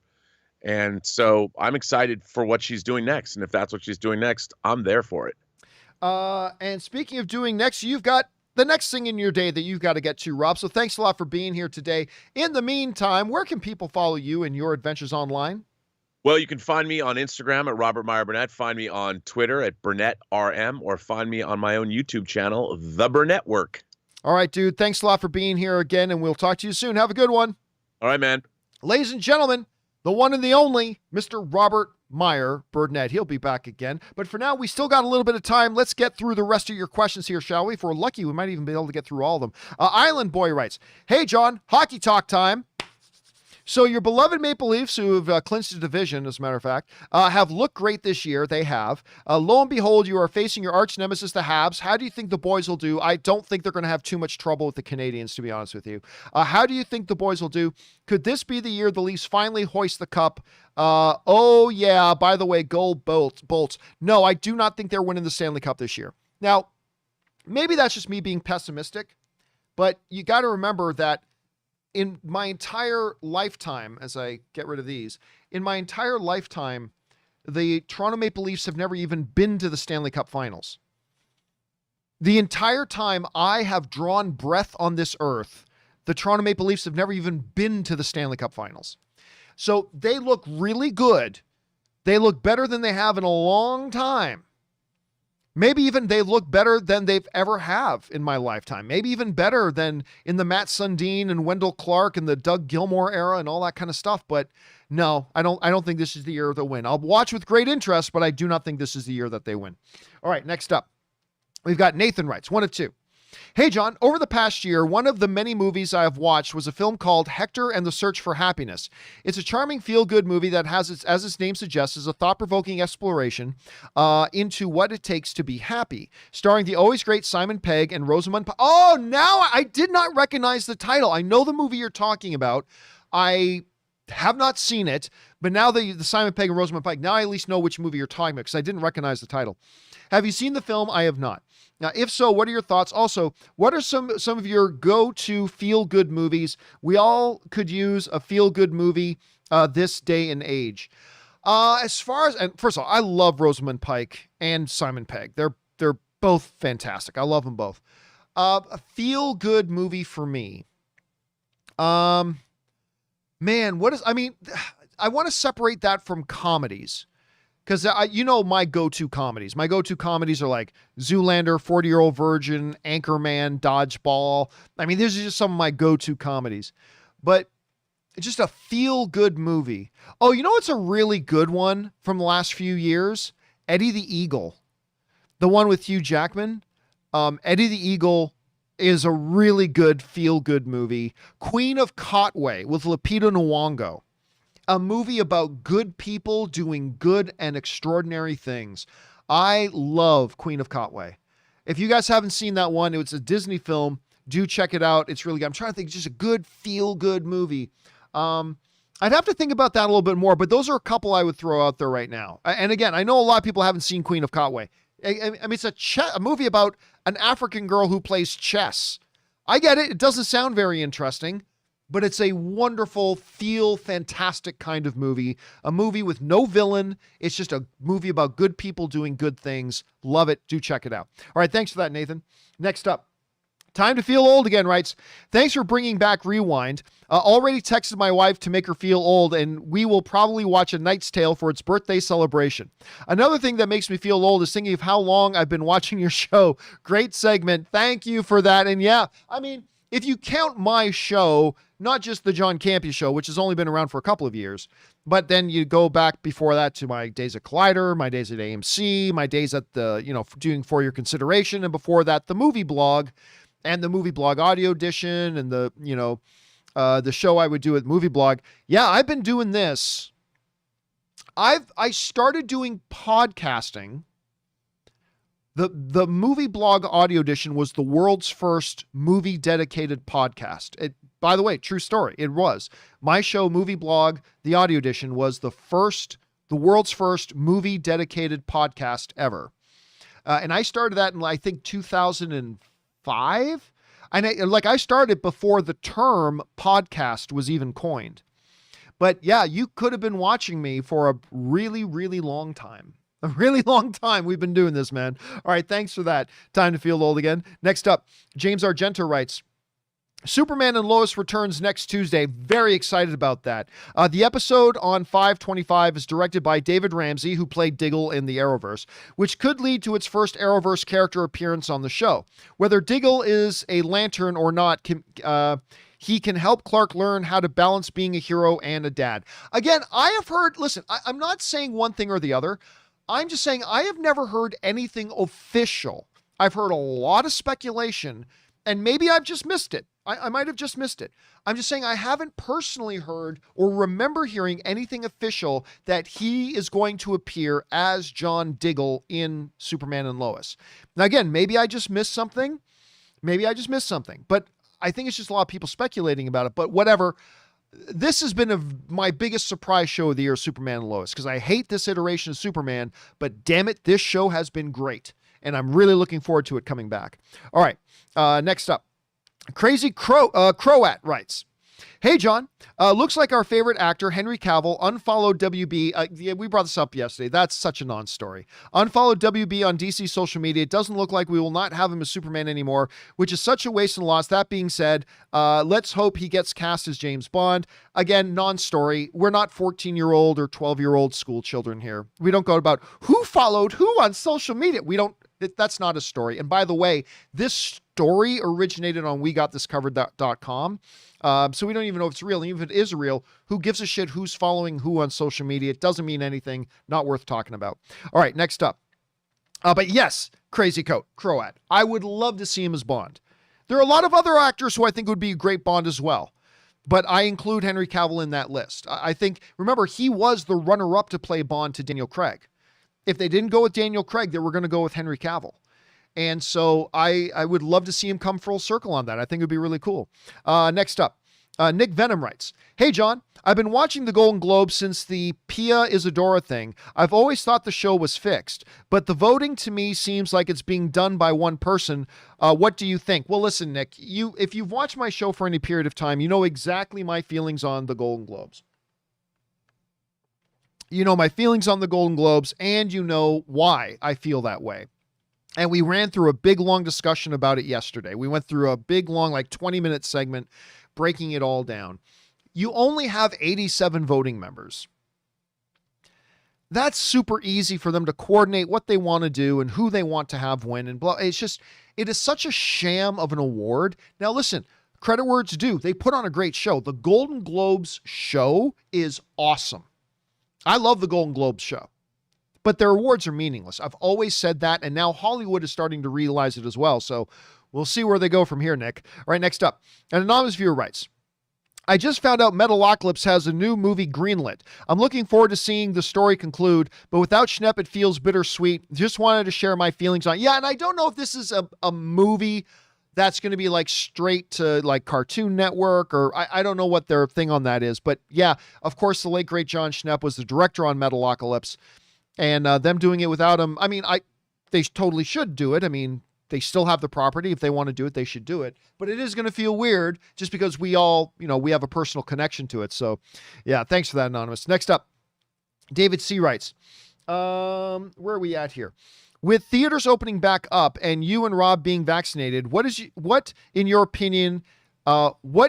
opinion on wearing masks on theaters?" Not addressing that. I'm not going to let this be turned. I'm not saying this is what your intention was, David, but we're not going to let this devolve into some kind of idiotic political debate or discussion, which again, David, I know that's not what you're trying to do, but there are a lot of people who are just looking for ways to devolve some common sense things into some idiotic political debate. So we're just going to go past that and oversee that. Listen, the rules are, in these theaters, you're supposed to wear your mask. So follow the rules. That's as far as I'll say. Just follow the rules. What I personally think about it, I think you guys know what I think about, so there's no need for me to go in and make a political discussion. All right. Next up, Captain Blue Pants writes, one of two. "Hey, John, I wrote in a few months ago specifically about Blunt Krasinski, and I said one thing that bugs me about the insistent type of fan casting is that no one considers whether or not the actors even want to do it or can do it, scheduling included. At the time, you kind of dismissed that a little by saying actors just want to act, which I also agree with, but just wanted to point out that I did bring up this being a potential problem back then, and fans shouldn't just assume." Well, no, of course fans shouldn't assume. And yes, obviously schedules and whether actors, but when you're fan casting, you're not trying to sit down and, figure out the logistics of actually making it happen. And by the way, if they wanted to make it happen, there are ways to make it happen. There are always ways to make it happen if that's what they want to do. But of course, that's always the case, even not with fan casting, with any kind of casting. There's always the thing of, well, if an actor wants to do it and if schedules allow. That's not just true of fan casting. That's true of every kind of casting. But it's not something that should be considered or thought about or worried about when it comes to fan casting. Now, fan casting is obviously something I don't get involved in very much, but it's a big fun thing for a lot of fans to do. And there's nothing wrong with that. And when you're doing fan casting, you're just thinking about who would I love to see, right? That's what fans are thinking. They're just thinking, who would I love to see? And why do I think this person would be great?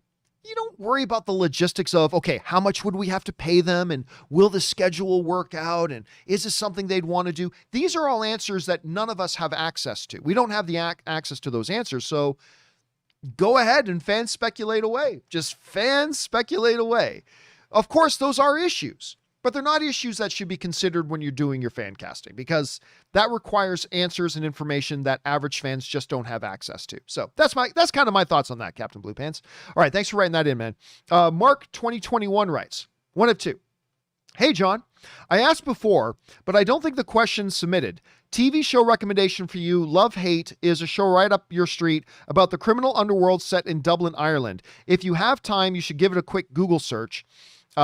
It's ranked one of the best TV shows to come out of Ireland. Great characters, great story, and great acting and stars. This sounds familiar, Mark, so I think we did cover this question before, because this sounds familiar. Anyway, to come out of Ireland, great characters, great story, and great acting and stars from Vaughn Lawler, Aidan Gilligan, and Robert Sheehan. I have been binging, and you'll get hooked from episode 1. I appreciate that. Thank you for putting it. I'm sure there's probably a lot of people that might check it out now because you've recommended it. I don't have time for it. I've never heard of it. I wish you had kind of put in where it could be watched. Is this a Netflix thing? Is this a Hulu thing? Is this on Amazon Prime?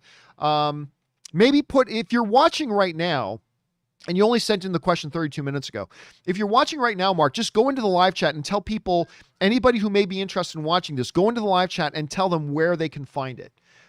Just let people know, is it on Netflix right now? Is it on somewhere? Because if you're going to give the recommendation, make sure you let people know where they can find it.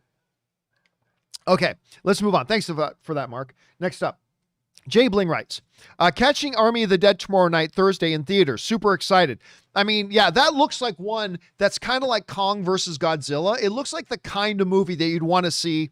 Now, listen, I have not heard great things about Army of the Dead, but I have heard exactly what I want to hear. Like a lot of people are saying, it's kind of some heavy-handed political commentary. The story's not all that great. The dialogue's not all that great. But the action, the violence, the bonkersness of it, I've heard it has all of it. So it's kind of very Godzilla versus Kong-ish, right? It's exactly what I was looking for. And I loved watching Godzilla versus Kong. Is the dialogue great? No. Is the story the best story? No. But it had everything I wanted for we're getting back into going to the movies kind of spectacle on the big screen. And I loved it for that. And if they can deliver that in Army of the Dead, which I'm hearing from a bunch of people, they do deliver that, then that's all I want. That's all I'm asking for. And I hear they do deliver that. So it's just the kind of movie we need right now. All right, next up. Mark 2021 writes, hey, John, another question. Have you got a movie or a TV show that's popular that you haven't watched, but you should have? Probably. For me, I've never watched Jaws. I've never seen SpongeBob, and I've never seen Star Trek. Sorry, Rob. Thanks. Something that I should have watched. I mean, I don't think anybody should watch SpongeBob SquarePants. I'm not saying nobody should like it. I just say I've never watched SpongeBob. Don't care. But it also never struck me as a show you need to watch. So is there like the one show for me that stood out for a long time that I never watched, but everybody said, like everybody for decades now, almost decades, have said you need to watch was The Wire. Because there's a lot of TV files who consider The Wire to maybe be the greatest show of all time. I mean, there are a lot of hardcore TV fans who believe like The Wire is the greatest show of all time. And I never watched it until just a couple of years ago. And that was one that was like very, very behind on. I never saw it. And that's one I always knew I need to watch The Wire because so many people consider it like, if not the greatest show of all time, one of the greatest shows of all time. But honestly, I really can't think of any. There are definitely shows I've never watched, but none that I would consider are in the pantheon of must-watch shows, like historically speaking. So I can't think of any. I think I've gotten myself pretty much all caught up, I believe. I think so at any rate, Mark. I could be wrong, but I will think about it a little bit more. But I think I got myself all caught up on those. All right, thanks for that, Mark. Next up, Brandon writes, John, Janelle Monáe was cast in Knives Out too. Oh, really? So they're announcing the cast for that fast and furious because we've already had Dave Bautista announced. We had Ed Norton announced. This is rounding out very nicely. It's probably something we're going to have to talk about on the show tomorrow. Thanks for throwing that in there, Brandon. All right, next up, Ben Rayner writes in and tips in like $20. Thank you, Ben, for supporting the channel on that level, dude. Appreciate that. Hi, John. Hope you're doing well. I just watched A Knight's Tale for the first time West Ready. Let me try this again. I just watched A Knight's Tale for the first time West Ready. I don't know what West Ready means. Anyway, I loved it. Great cast and great plot. I love the modern music in it. Again, when it starts, right?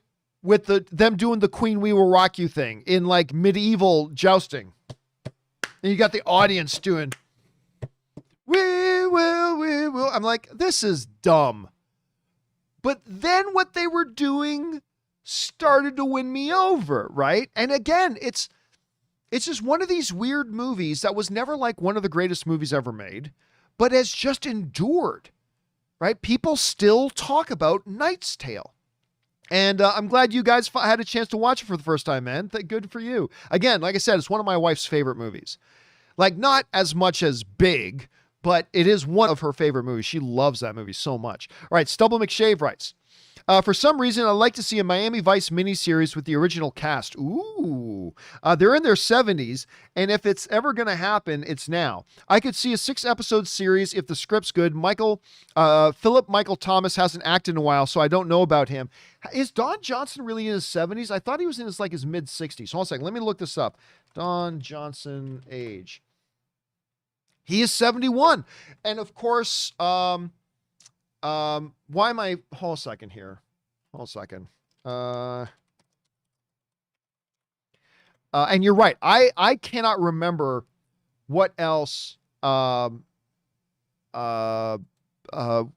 Michael Thomas. I can't think of anything else he's done. And of course, Edward James Olmos, he's still a force of nature. I mean, he was Admiral Adama in my all-time favorite show, Battlestar Galactica. He's currently starring in Mayans MC. He's got a great character in Mayans MC. How old is he now? He's only 3 years older than Don Johnson. Man, anyway, I love Edward James Olmos. He's amazing. So, sign me up. But wouldn't they all be retired? Like, wouldn't they be retired police officers at this point? Would they have to be called out of retirement for an old episode, like maybe get Phil Collins in there again? I can feel it coming in the air. But sign me up. I'd watch it. Stubble. All right. Next up, we've got Russell Amador, who writes, hey, John, love the fact that going back to theaters is in full swing, from various movies coming out to Army of the Dead, to Quiet Place and Fast and Furious, etc. Hell, I don't even mind 30 minutes of previews if they must have. The feeling won't last. Yeah, listen, I still hate. If you guys have seen, by the way, we're going to have a little bit of an announcement pretty soon here about my movie. Movie Trailers, A Love Story. Give me a chance to plug it here. If you have not seen my documentary, Movie Trailers, A Love Story, you can go see it whatever country you live in, wherever you live in the world. You can go and watch it at www.vimeo.com/on-demand/movie trailers. You can watch it there. But if you live in the US or the UK, you can also watch it on Amazon. Just search Movie Trailers, A Love Story. You'll find it on Amazon.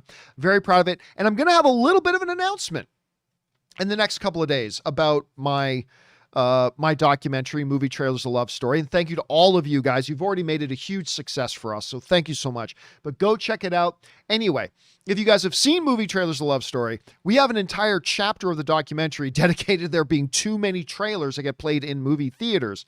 And I'll tell you what, one of my first times back to the movie theaters and they played all the trailers, even then I'm like, oh my God, when are they going to start this movie? It said the movie started at 7:05.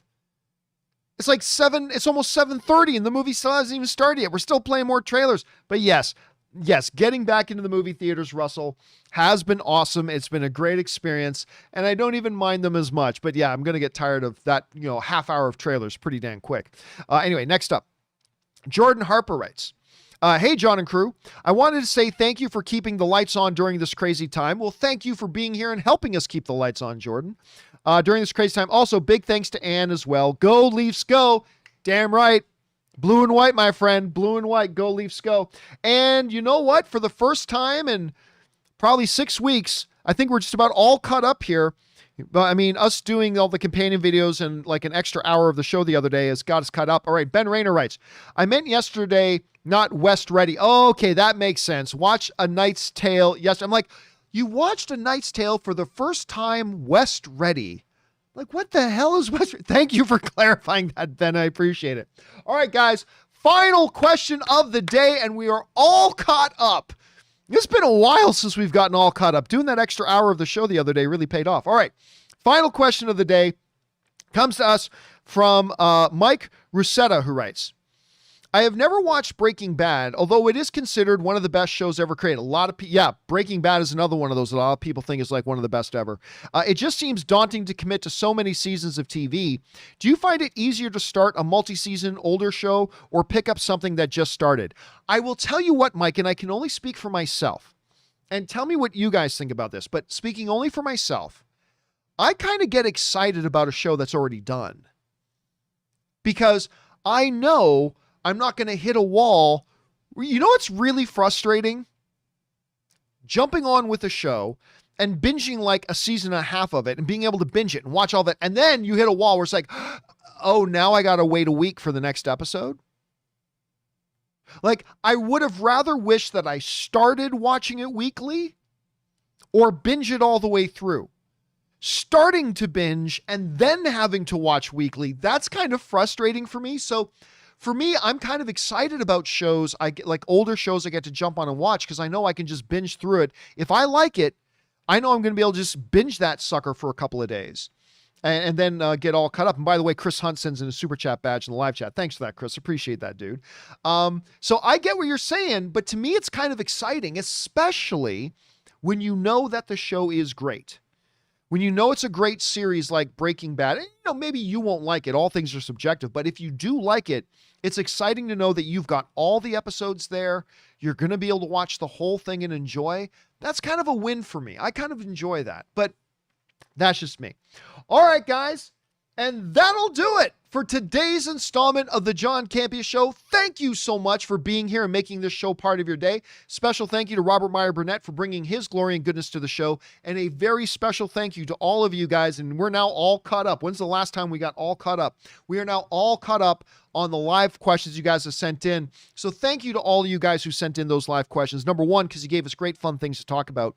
But number two, you supported this channel as you did it. And all of us involved here at the John Campea Show, thank you guys very, very much for that support. And by the way, guys, if you want to have your live comment or question be one of the first ones read tomorrow, you don't have to wait for the show to start. You can start sending them in now if you want, or at any time, just by going to streamelements.com/movieblogtv/tip. And again, thank you to all you guys who sent that stuff in.